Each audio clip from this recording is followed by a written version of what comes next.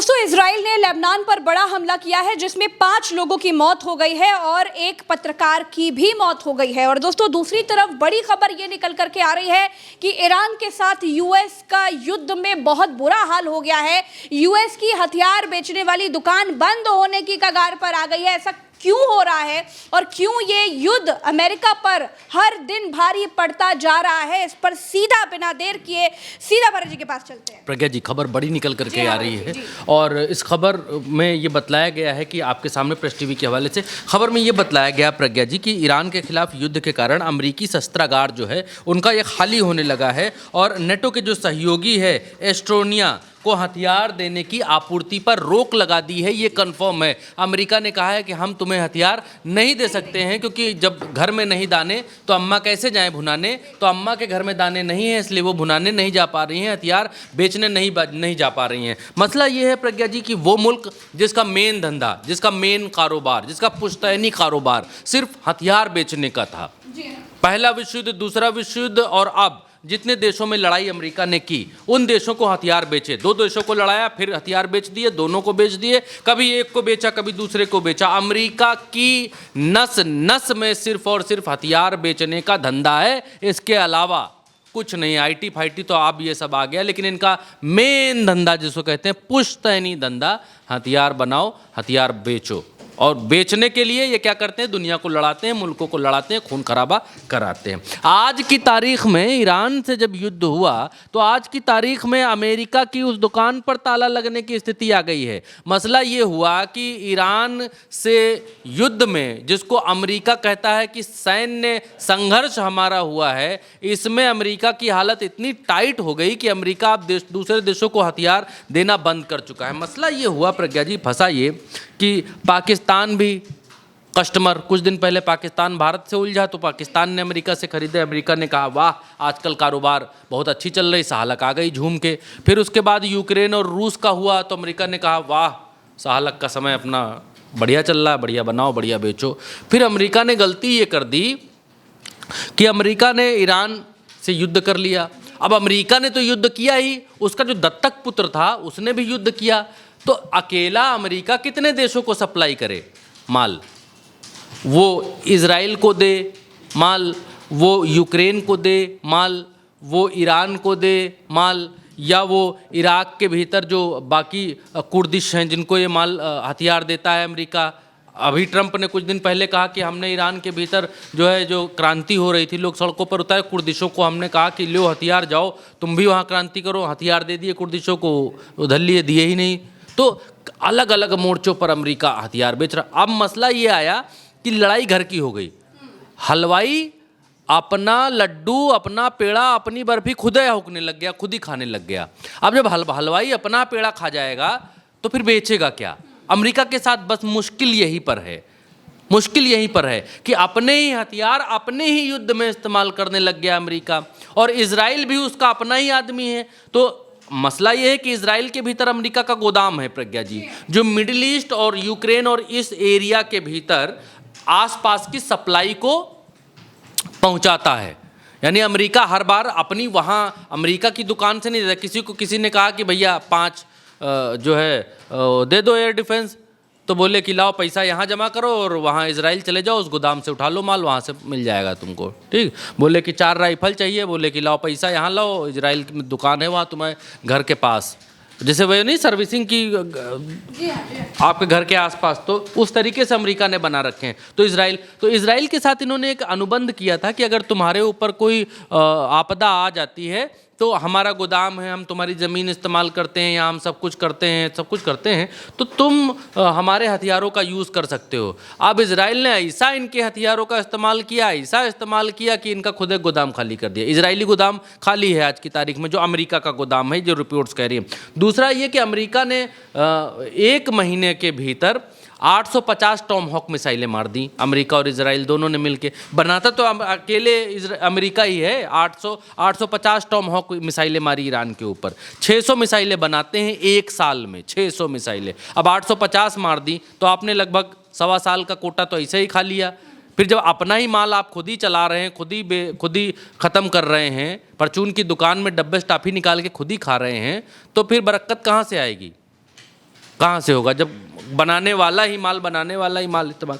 तो वो वैसी स्थिति यहाँ पर दिखाई दे रही। तभी प्रेस टीवी यहाँ पर के हवाले से खबर ये निकल कर के आई कि अमेरिका ने बाकी जो देशों को हथियार बेचना है वो बंद कर दिया, क्योंकि उसके अपने शस्त्रागार में जो है वो कमी आ गई है, यहाँ पर ये कह रहे हैं। अच्छा, दूसरी बड़ी खबर निकल करके प्रज्ञा जी यहाँ पर ये आई तस्नीम न्यूज़ एजेंसी के हवाले से, और इस खबर में ये बतलाया गया प्रज्ञा जी कि जो अमेरिका की स्ट्रेटजी है, न्यूयॉर्क तस्नीम न्यूज़ ने छापा न्यूयॉर्क टाइम्स के हवाले से, और इसमें न्यूयॉर्क टाइम्स ने ये कहा कि डोनाल्ड ट्रंप की जो स्ट्रेटजी है सैंक्शंस लगाने की, होर्मुज से बाहर जो नाकाबंदी करने की, वो पूरी तरीके से फेल है। फेल प्रज्ञा जी, फेल। कोई काम की नहीं है इनकी स्ट्रेटजी। सिर्फ और सिर्फ क्या कर रहे हैं वो भी मैं आपको अभी बतला देता हूं। और इनके अखबार कह रहे हैं कि ये फेल हैं। कोई इकोनॉमिक प्रेशर ये लोग ईरान के ऊपर बिल्ड नहीं कर पा रहे हैं। ईरान यहां पर भारी पड़ रहा है इनके ऊपर, कहने का मतलब ये। और ये नाकाबंदी जो अमेरिका ने लगा रखा है प्रज्ञा जी, ये जो नाकाबंदी लगा कर रखी है, ये नाकाबंदी ठीक वैसे ही है जैसे कि कुछ तो कर रहे हैं, मतलब दुनिया को दिखाई देता रहे कि हम हारे नहीं हैं, हम कुछ कर रहे हैं। एक जैसे कहावत है कि बंदर को जंगल का राजा बना दिया और उसके पास शक्ति आ गई, तो उसके बाद जो है जब कोई शत्रु आता तो वो जोर जोर से डाल हिलाता रहता ताकि जंगल के दूसरे जानवरों को दिखाई दे कि हाँ, बंदर शिकारी को रोकने के प्रयास में है और प्रयास कर रहा है। तो ये अमेरिका का ये जो टैक्टिस है अरब सागर के भीतर नाकाबंदी करने की, ये ठीक वैसे ही है। और इनके अखबार इस बात को कह रहे हैं कि ठीक वैसे ही है। अब ट्रंप जो है अपने ही लोगों के ऊपर मार नाक भौं सिकोड़ रहे हैं कि हमारे अखबार ऐसे हैं वैसे हैं, ये लोग हमारे पीछे पड़े हुए हैं, झुट्ठे हैं, फलाना ढिमकाना। बहुत सारे लेख में ट्रंप अब तक ये लिख चुके हैं प्रज्ञा जी। और अमरीकी अखबारों की तारीफ की जानी चाहिए इस लिहाज से कि वो बाकी दुनिया के अखबारों की तरह और कॉरपोरेट्स मुट्ठी में होते हुए भी अपने राष्ट्रपति के लिए बिल्कुल सच वाणी का उपयोग कर रहे हैं, चाहे वो फॉक्स न्यूज़ हो, चाहे वो CNN हो, और चाहे वो और भी 2-3 आउटलेट्स हैं जिनकी महिला पत्रकारों को ट्रंप ने कहा इनको निकाल दो, इनको जल्दी निकालो यहाँ से। फॉक्स न्यूज़ की पत्रकार। अच्छा, इससे क्या आगे जल्दी से खबर बताएंगे वरना लेट हो जाता है, दर्शक कहते हैं कि वीडियो लंबा हो गया। अब प्रज्ञा जी, ये एक बड़ी खबर निकल करके आई और यहाँ पर ये कहा कि ईरान ने ये कहा है कि अमेरिका कहता है कि उन्होंने हमारा सब कुछ डिस्ट्रॉय कर दिया है, हमारी आर्मी डिस्ट्रॉय कर दी है, सब कुछ डिस्ट्रॉय कर दिया है। अब ईरान कह रहा है कि अगर गुरु डिस्ट्रॉय कर दिया है भैया दद्दू, अगर तुमने हमारा सब कुछ मार दिया है, हमारे जहाज वहाज सब, हमारा बंदूक राइफल बंदूक गोली कट्टा सब आपने हमारा ख़त्म कर दिया है, तो आप हमसे 300 किलोमीटर दूर क्यों खड़े हुए हैं नाकाबंदी लगा के? थोड़ा पास आइए। 300 किलोमीटर दूर क्यों खड़े हुए हैं? थोड़ा पास आइए। अगर हमारी आर्मी नष्ट हो गई है आपके हिसाब से, तो हमारे पास पहली बात आप जैसे युद्धपोत नहीं है, हमारे पास आपके जैसे युद्धपोत बड़े बड़े नहीं हैं, हमारे पास छोटे छोटे बोट्स हैं। छोटे छोटे बोट्स 300 किलोमीटर तक की मार नहीं कर पाते हैं। उसके लिए हमको अपनी जो है खुर्रम शहर मिसाइल के पीछे माचिस लगानी पड़ेगी 300 किलोमीटर दूर मारने के लिए आपको। तो ये कह रहे हैं कि हमारे पास छोटे बोट्स हैं, हमारे पास नेवी है, हमारे पास सब है, 300 किलोमीटर दूर नहीं जाएंगे तुमको मारने। आओ होर्मुज के पास आओ। तुम तो कह रहे थे कि हाँ हिम्मत हो तो आओ, लेकिन अमेरिका हिम्मत नहीं दिखा पा रहा है कि पास आए। वही ईरान की सेना कह रही है कि अगर आपने सब कुछ डिस्ट्रॉय कर दिया है मालिक, अब आप जब इतना बकर बकर मुंह से करते हैं, जब सब हमारा खत्म ही है, तो फिर आओ, दूर क्यों खड़े हो? हाँ, तो फिर 300 किलोमीटर दूर क्यों भाग रहे हो? पास तो आओ। हाँ, ये कह रहे हैं कि कुंडी न खड़काओ, सीधा अंदर आओ, होर्मुज के सीधा अंदर आ जाओ। अब वो भी अमेरिका नहीं आ पा रहा है। तो ये यहाँ पर कहते हुए दिखलाई दे रहे हैं। अब देखिए ईरान का मनोबल कितना हाई है, कितना हाई है, आपको इस बात से समझना चाहिए। स्क्रीन के ऊपर आप देखिए कि यहाँ पर कुछ दिन पहले क्या हुआ कि ईरान ने एक पिंक कलर की मिसाइल मारी थी इजराइल के ऊपर, एक बच्ची के कहने पर कि मिनाब में 168 बच्चियों का कत्ल किया है इस इजराइलियों ने। तो इजराइल के ऊपर गुलाबी मिसाइल मारो बस्ता वस्ता लगा करके और मारो, इनको ध्वस्त करो। उसके बाद अब बच्चों ने कहा, लड़कों ने कहा कि पिंक तो मार दी भाई साहब, आपने पिंक मार दी, अब जो है एक ब्लू कलर की मारी है हम लोगों के नाम पर।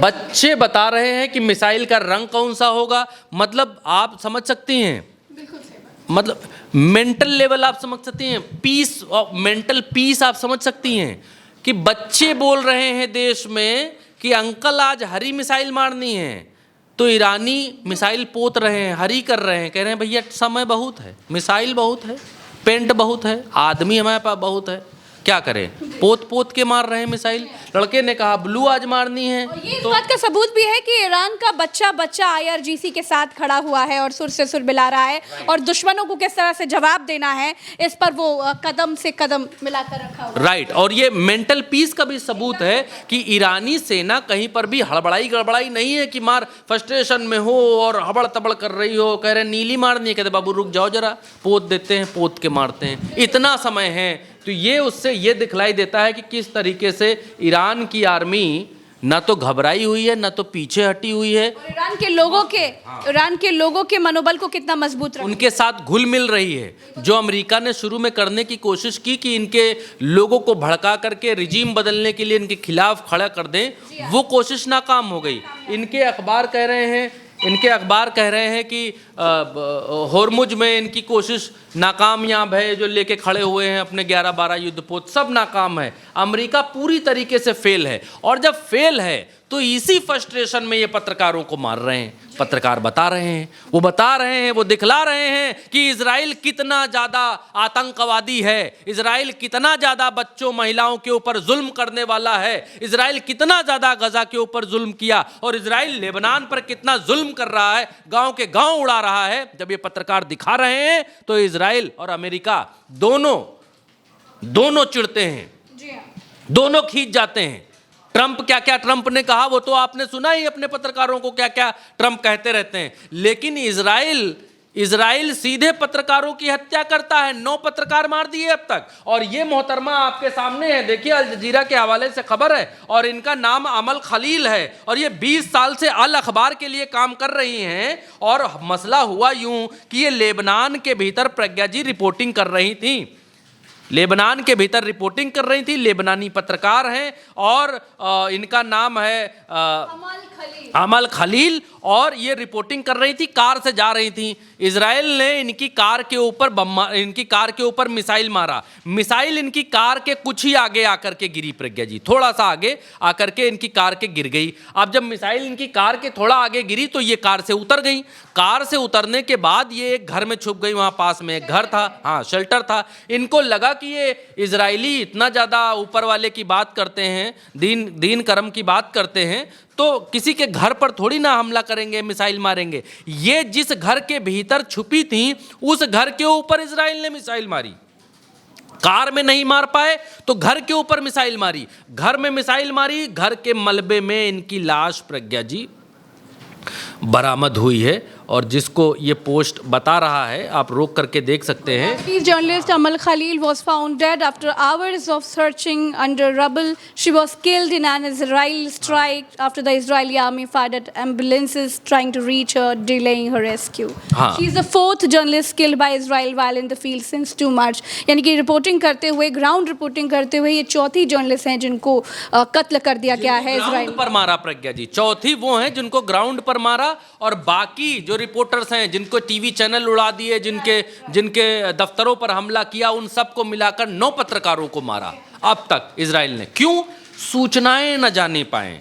इन राक्षसों की सूचनाएं बाहर न जाने पाए, ये क्या कर रहे हैं कोई दिखलाने ना पाए, ये कैसे कर रहे हैं कोई ना बताए, तो ये सारी सूचनाओं को छिपा करके रखना चाहते हैं और इस वजह से ये पत्रकारों की हत्याएं कर रहे हैं। प्रज्ञा जी, बिल्कुल, तो साफ तौर पर इजराइल किस तरीके से युद्ध अपराध कर रहा है वो देखने को मिल रहा है।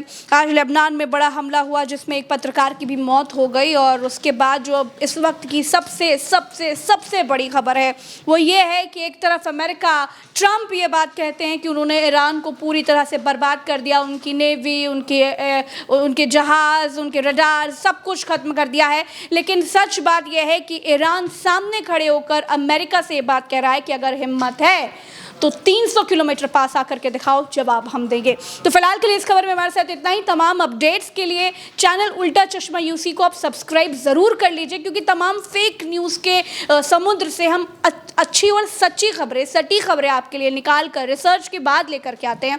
इसीलिए हमारी मेहनत को आप ऐसे ही साथ दे सकते हैं। चैनल को सब्सक्राइब करके, वीडियो को शेयर करके हमें इजाज़त दीजिए। चलते हैं, नमस्कार।